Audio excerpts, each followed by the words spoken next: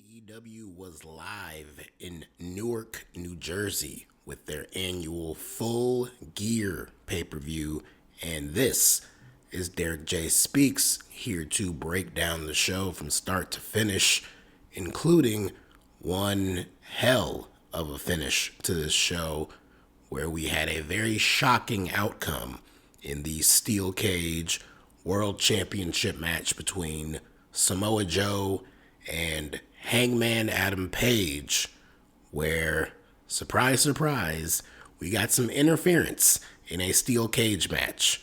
And the interference we saw was from Hook, who came out seemingly to help Hangman because we've seen him aligned with Hangman in recent weeks. He instead came out to provide an assist to Samoa Joe. He picked up the championship belt and blasted Hangman Page in the face with it, laid the belt out for Joe, who picked up Hangman and laid him out with the Muscle Buster. And 1, 2, 3, Samoa Joe is the brand new AEW World Champion. That, in and of itself, was a big surprise. 1/3 of the Trios champions. This feud with him and Hangman kind of came out of nowhere. Didn't really think much of it. So him walking out of this show, while not completely unbelievable, was quite shocking because I did not think they were going to go this route. But like I said, even more so shocking than this was what happened after the lights went out. And when the lights went out, after the ring had already filled back up, you had Hook out there, Shibata came back out, Powerhouse Hobbs was out there. They brought in this group of random dudes who they deemed as the Ops Dojo, which they randomly introduced, I believe, on the pre-show, and it became very obvious why these people were here, because they were out here to get a beatdown, and the beatdown came courtesy of a returning Swerve Strickland, who has been out with a knee injury for several months now. He came out here, he got in the ring, and the heels, the dojo guys, they cleared a path for him. And right down at the edge of the ring was Hangman laid out, bloody, and it looked like Swerve was walking right towards him. Then he started to take out all the dojo guys. He was beating them down kind of sloppily, and the closing shot of this pay-per-view was Hangman and Swerve Strickland 2 years after going to war in one of the most violent matches in AEW history. That Texas death match that really put Swerve on the map all those years ago. 2 years later, on the very same show, these two men ended this pay-per-view standing tall side by side, clearly about to be allies to go up against Joe and the Ops. And I'm sure we'll both be in opposition and going after that world championship again, which is very reminiscent of how 2024 started, with Samoa Joe ending the previous year as world champion and entering into the new year feuding with Swerve Strickland and Hangman Page. Some things never change, but this does a lot to help bolster and beef up the main event scene, which has been severely lacking with the absence of people like Swerve, who's been out hurt, and Ospreay, who's out with his neck injury, MJF off, filming movies and stuff like that, who I thought if anyone was going to return on this show, it would be MJF. So having it be Swerve was a nice little surprise there. But MJF has been out of commission. Kenny Omega is around, but not in a really prominent spot right now. And I think that's just due to his own insecurities about his ability to be in a really prominent spot on the show. And he's clearly doing his own thing right now. So not a whole lot of excitement going on there. But now you shook things up here, pulled a bit of a shocker, put the championship back on Samoa Joe, who I have no issues with. Samoa Joe being World Heavyweight Champion, no issue in my eyes. I liked his first run, albeit short run as a champion. I still enjoyed it. Joe is a very legit guy in that spotlight, in that position. So him being champion again, I have no issues with that. Hangman, I like him and I like his character, but his run really wasn't doing a whole lot to light the world on fire. But him back in chase mode could be more interesting. And them teasing this alliance basically with him and Swerve, who in and of itself, Swerve being back is a good thing too. Not a big fan of the new music he came out to. It kind of didn't really go over all that well. The fans were still big into him. They popped for him. They cheered for him. They did the whole Who's House stuff. But he does have new music. And so far, not a big fan of it. Didn't really think anything was wrong with the previous thing. I can understand, as performers, you want to shake things up and try something new. But this didn't really resonate with me here. Maybe if this is a permanent thing, it'll go on. People were talking about how Hangman had a new theme song on this show too, but that was just a song from Red Dead Redemption, which Hangman's a fan of apparently. So I don't think that's a new theme song for him. But yeah, this could be exciting. We also saw Eddie Kingston come out during the cage match to help out Hangman. Eddie Kingston, he and Hook have been aligned together. They even wrestled together on the pre-show. So I don't know if he'll be involved in this. Maybe somehow along the way we get an Eddie Kingston Samoa Joe match, maybe even on TV. That could be a hell of an encounter. That could be a hell of a promo battle. Obviously, I think Eddie Kingston will go off into a smaller feud between him and Hook after the seeming betrayal of Hook here, which obviously there was no way this show could go off the air with that being the big cliffhanger ending. So having Swerve come out was a far stronger finish to the show. But Hook basically did turn heel and he rejoined the Ops. So it's him, Shibata, Hobbs, and Joe, all as a quartet, basically. So that's another new heel faction to dominate the show, in addition to we got the Demand, the Callis family, the Death Riders, which hopefully after tonight we're getting closer to the end of the Death Riders, or at least the current version of the Death Riders. We'll see. We'll get into that. But yeah, that really sums all that up. I wonder about World's End. Are we getting a triple threat? Is it going to be someone else in there? Might we get MJF coming back and we get a four-way? I don't know. We'll see how that plays out. But that ending does spark a little bit of excitement for me towards the main event scene in the World Championship picture right now. As for the cage match itself, it was fine. At this point in the show, the match started after midnight. Both men were bloodied. Samoa Joe looked disgusting with the blood just flowing out of his face. It looked like a faucet with how much it was rushing down. And they were working hard, they were fighting, but I just really wasn't a huge fan of it. The crowd seemed really dead. The crowd really wasn't up for a whole lot in over those last few matches, which is unfortunate because the last two matches on the show were probably the two most important matches on this entire show. Like the two big main event matches on this show, the men's world championship match and the women's world championship match.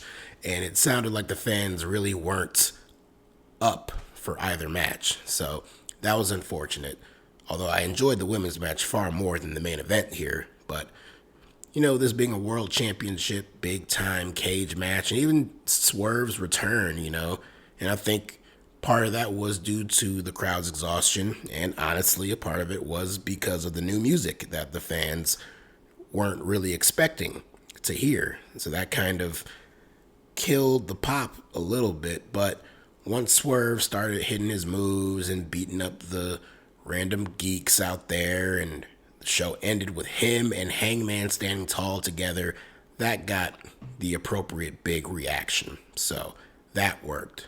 But yeah, this crowd, they were definitely drained. And me watching as a viewer at home, I was too.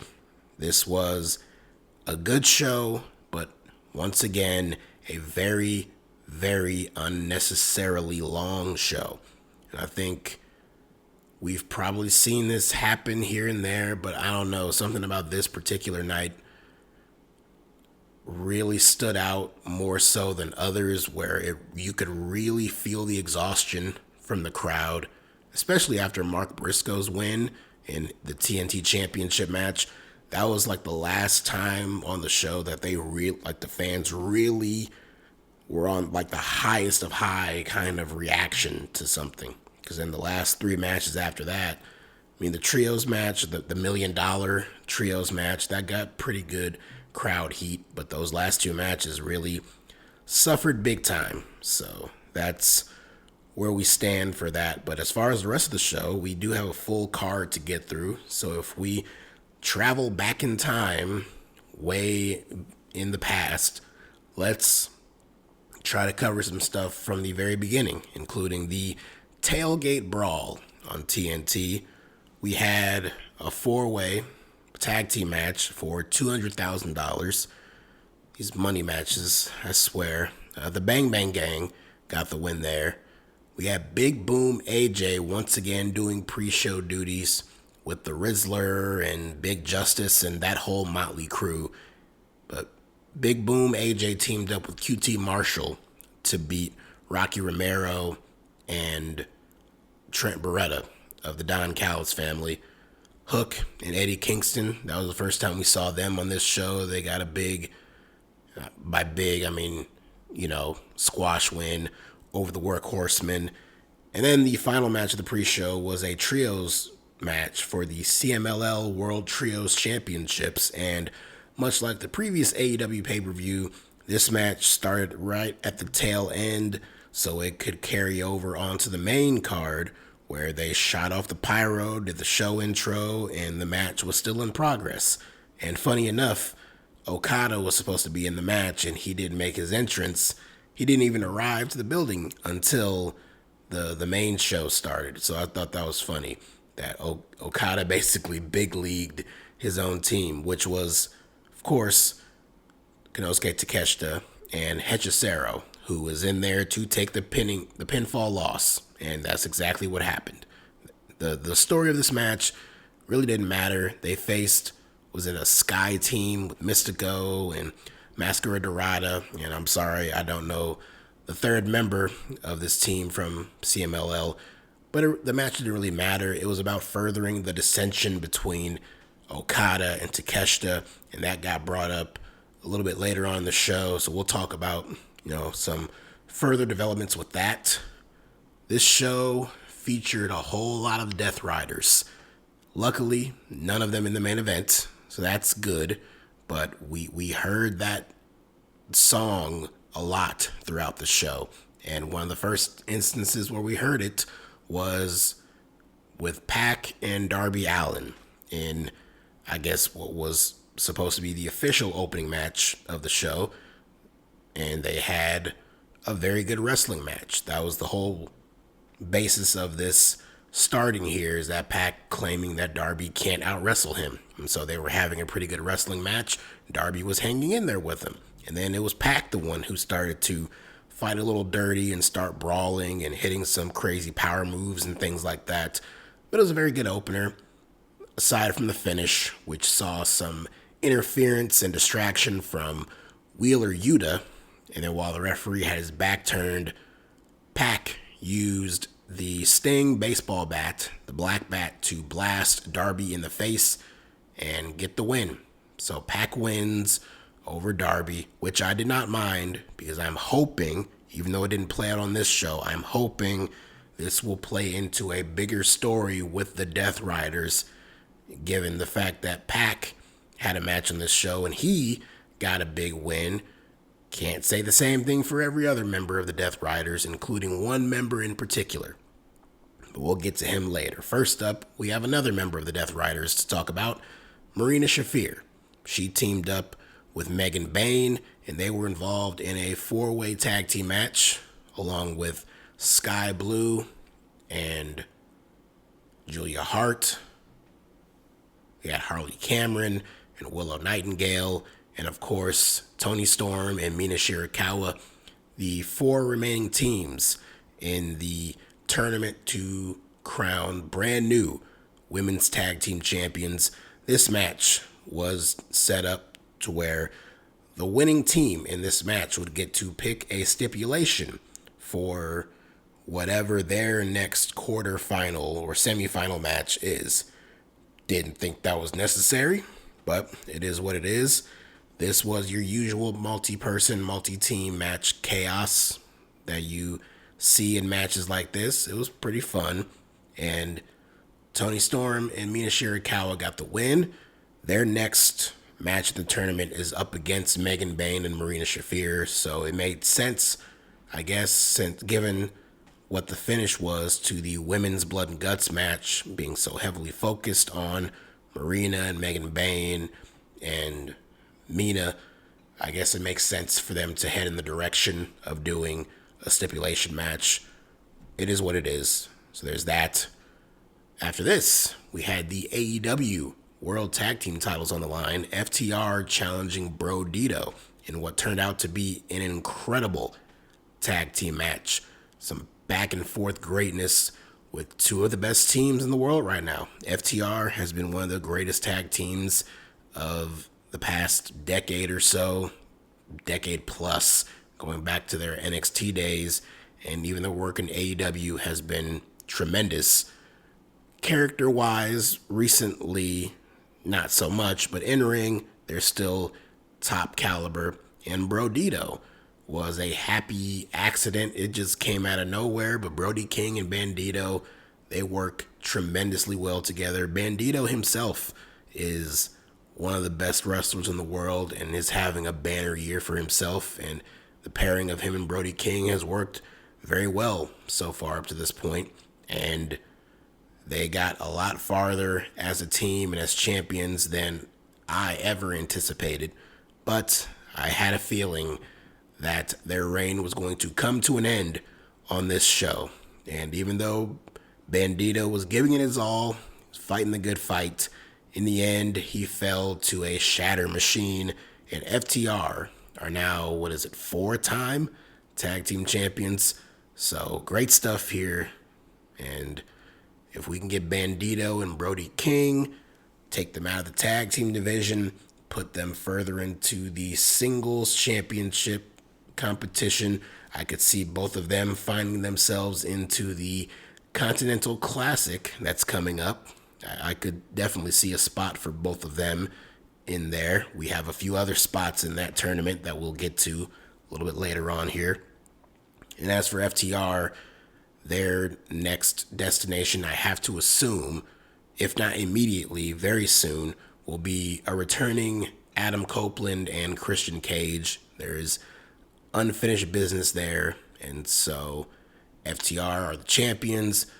One of the last teams to pin them and beat them were Cope and Christian, so makes sense for stars to align for a championship clash with those 2 teams in the future. We had a Casino Gauntlet match to determine the brand new inaugural AEW National Champion. Last thing this company needs is more championships, but that's what Tony Khan wanted to do. And so we had a Casino Gauntlet match here. Started out with Bobby Lashley and Shelton Benjamin just doing a little bit of mix-up here and there. Soon they were interrupted by Ricochet, who came out there, also with the Gates of Agony, who put the boots to Lashley and Benjamin and even MVP on the outside, disposed of them.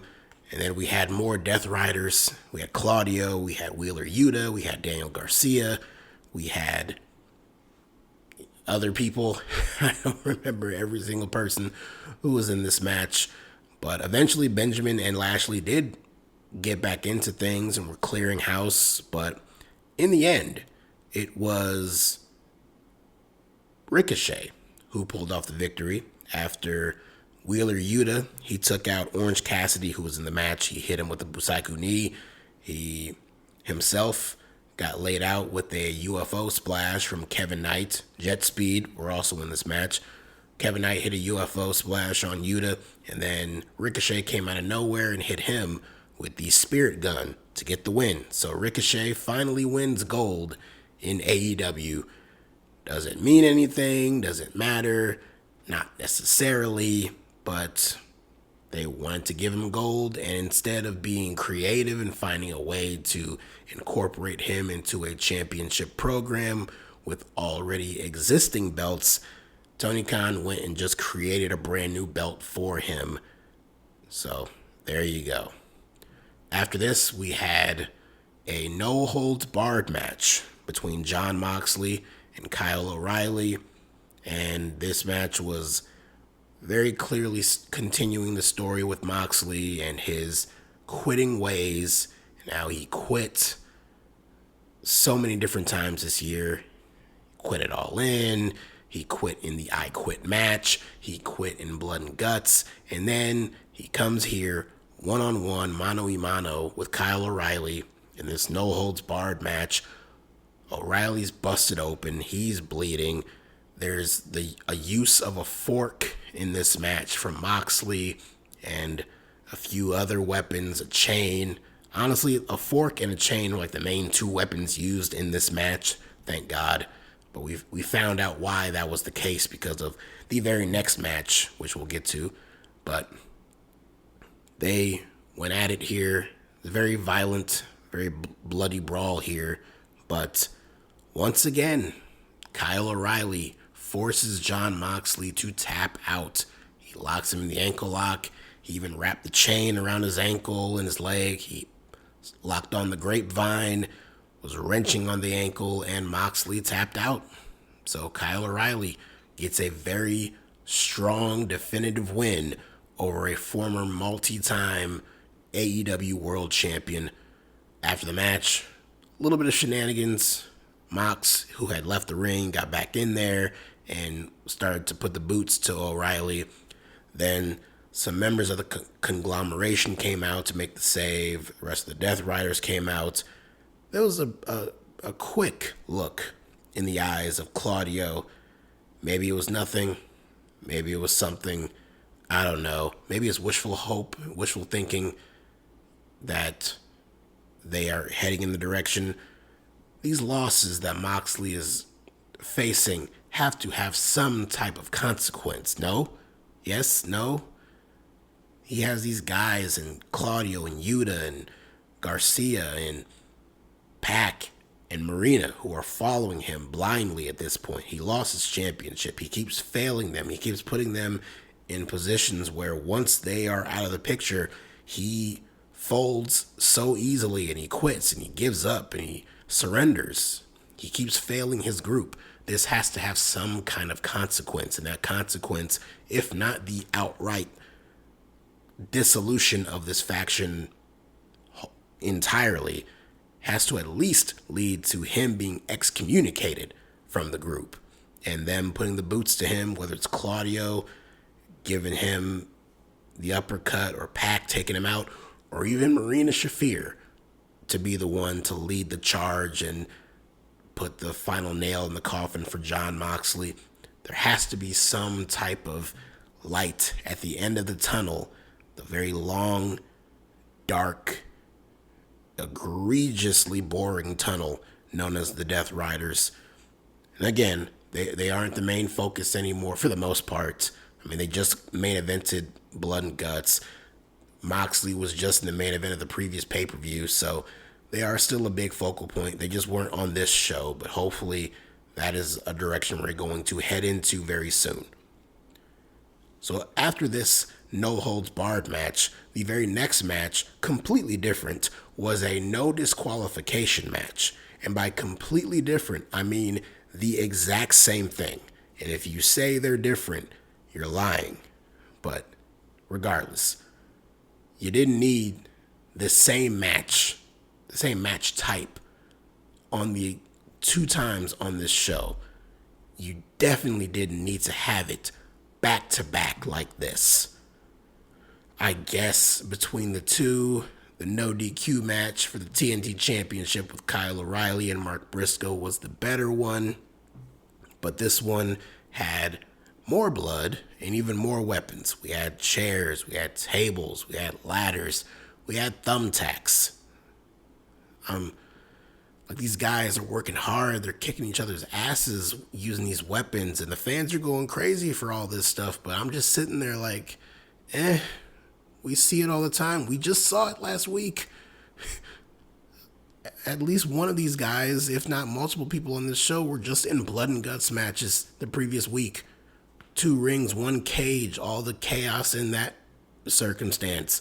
So seeing it again on this show, after already seeing it on almost every single pay-per-view, which back in the day, I didn't hate because we only had 4 or 5 pay-per-views throughout the entire year. Now we get at least 1 pay-per-view every month. So, which is also a big issue with the length of these shows.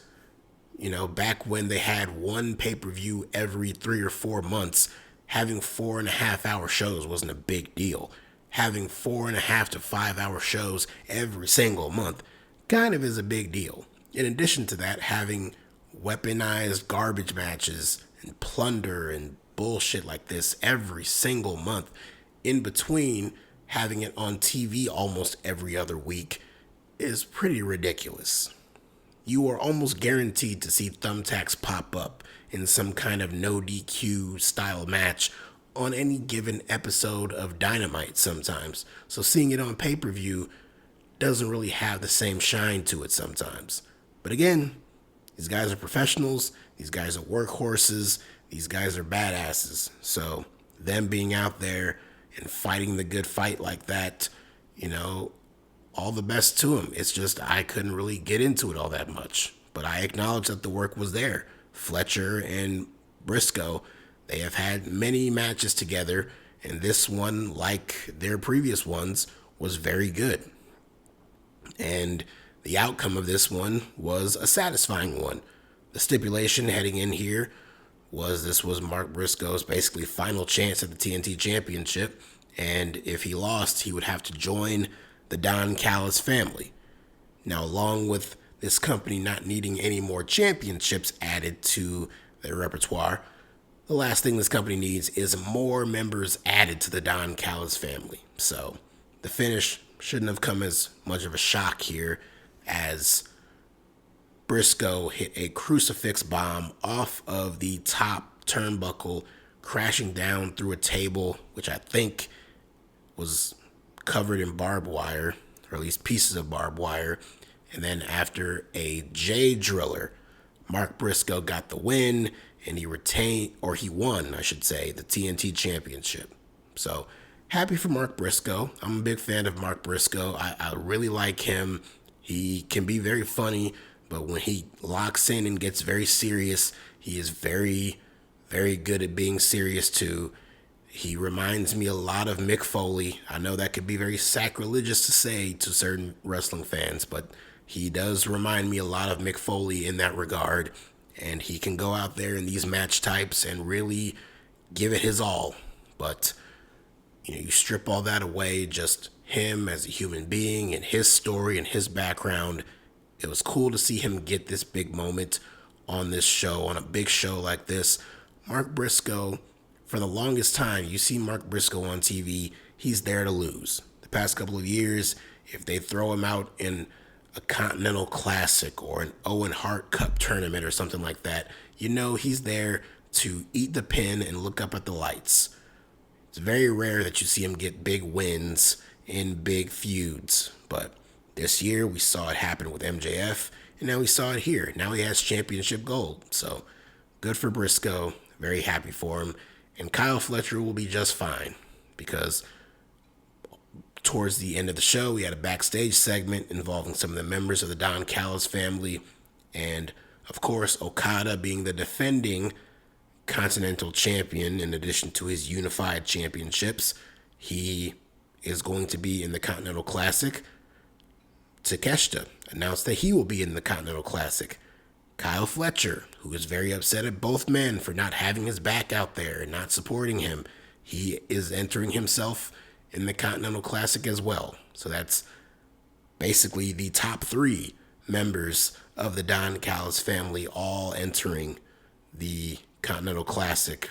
And depending on what brackets they're in, that's guaranteed at least 1 or 2 really good matches. But I think the ultimate destination here all along has to be Okada Takeshita in the finals for that championship, with Takeshita winning. Like, that has to be the ultimate destination here. This month's of build-up and the dissension between Okada and Takeshita, which has played out very well because these two play their roles very, very well. Okada is such the perfect smug douchebag asshole, and Takeshita being so fed up with him. Like, this stuff, it's so simple and yet it's very effective. And it's one of the better, if not the best story going on in AEW right now.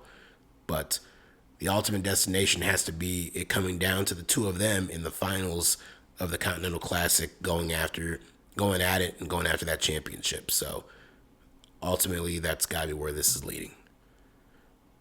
We then go to the $1 Million Trios match as the Young Bucks teamed up with Don Callis family member Josh Alexander to take on the Jurassic Express and Kenny Omega.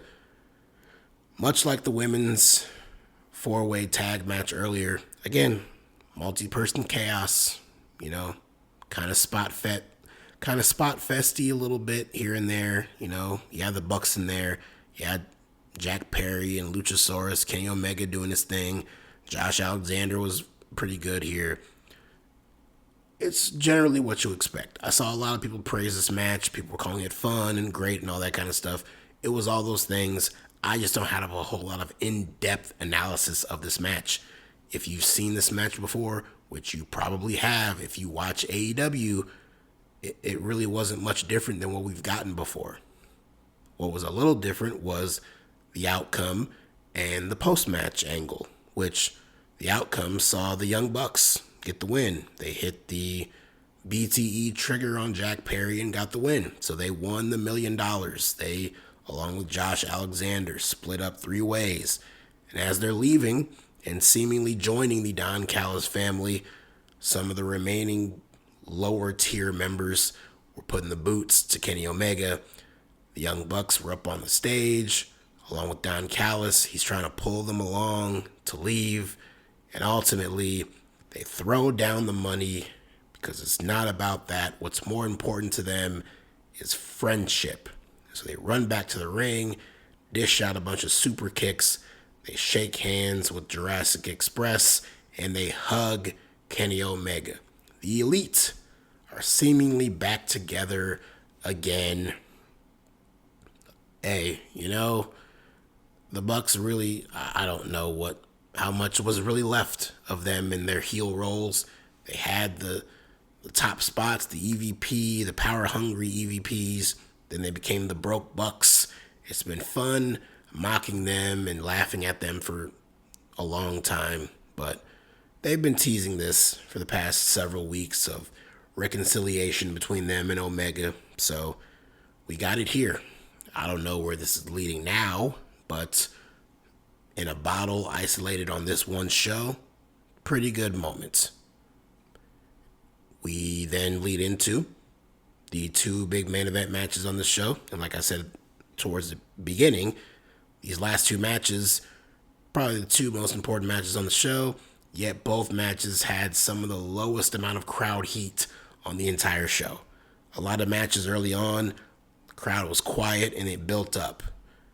A match like the one with Chris Statlander and Mercedes Moné, crowd started quiet and they stayed consistently quiet. They applauded and cheered for a few things here and there, but ultimately they were scarily quiet in this match during spots where it's very obvious both women are trying to ramp things up and really, tell a story here and do some big moves, and they're ascending. The match is really, kicking into the secondary gear. the fans were just not following along to it. I myself was enjoying it, but, that just, it happens sometimes. This was the third match between these two women, their first one being at Full Gear last year.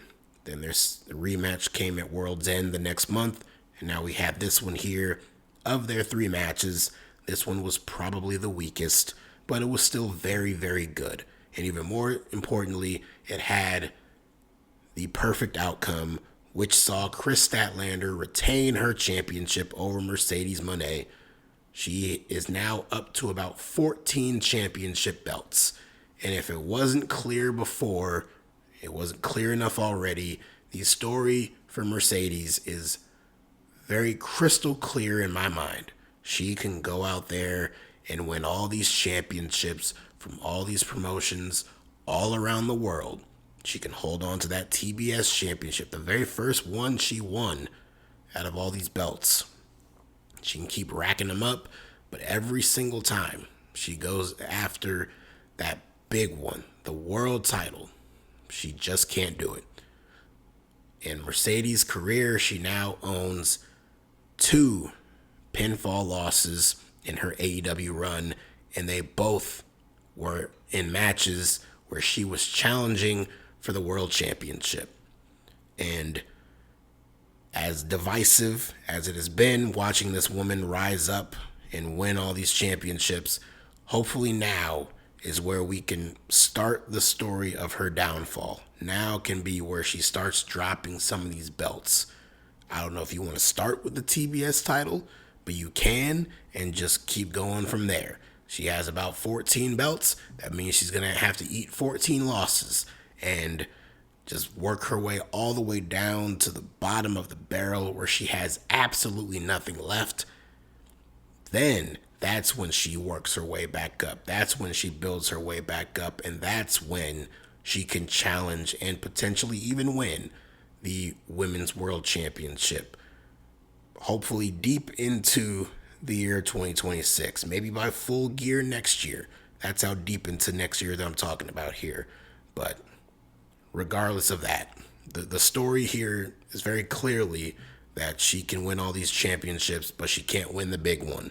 So I don't think we have to be too scared anymore that Mercedes is going to win that world championship while already having all these other belts. This was the big test here, at least for a lot of people, myself included, and they didn't do it. So I think that going forward, that's the direction they need to go in. And of course, who is the person who beats her for the TBS championship?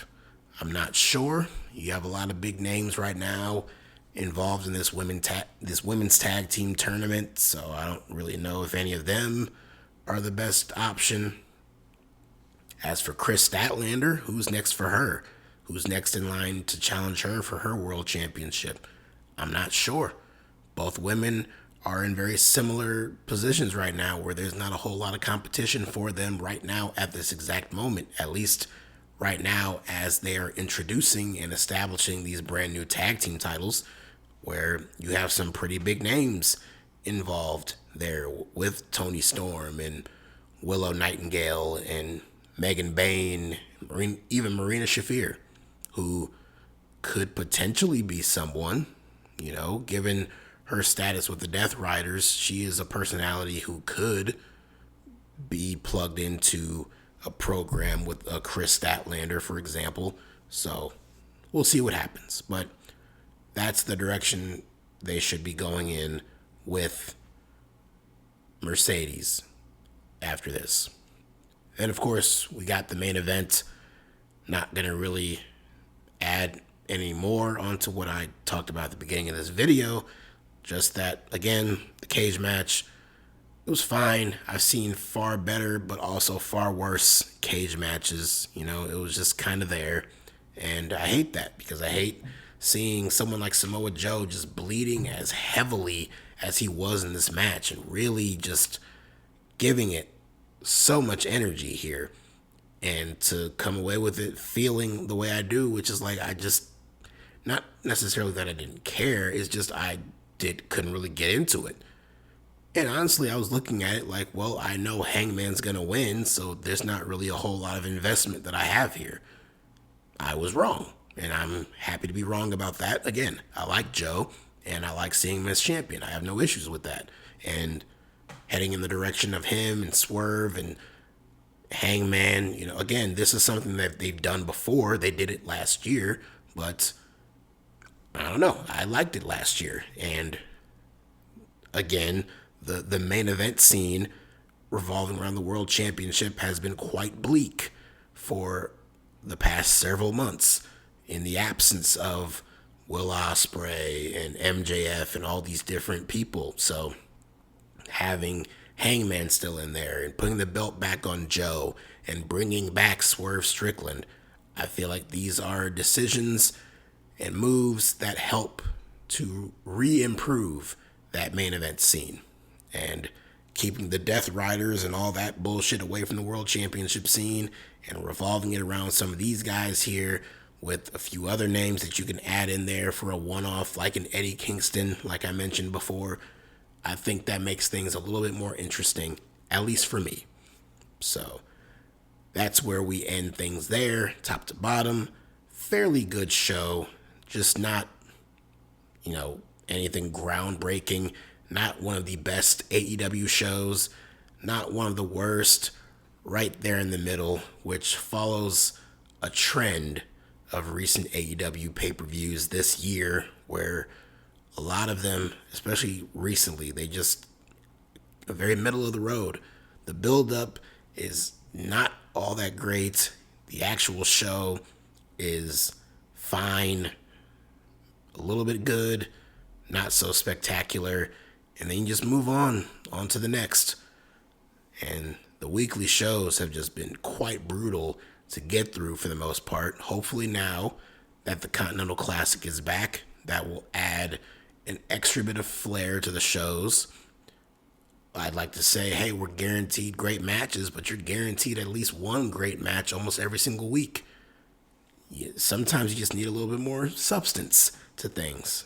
But at the very least, over the next month, we have this tournament to look forward to on Dynamite.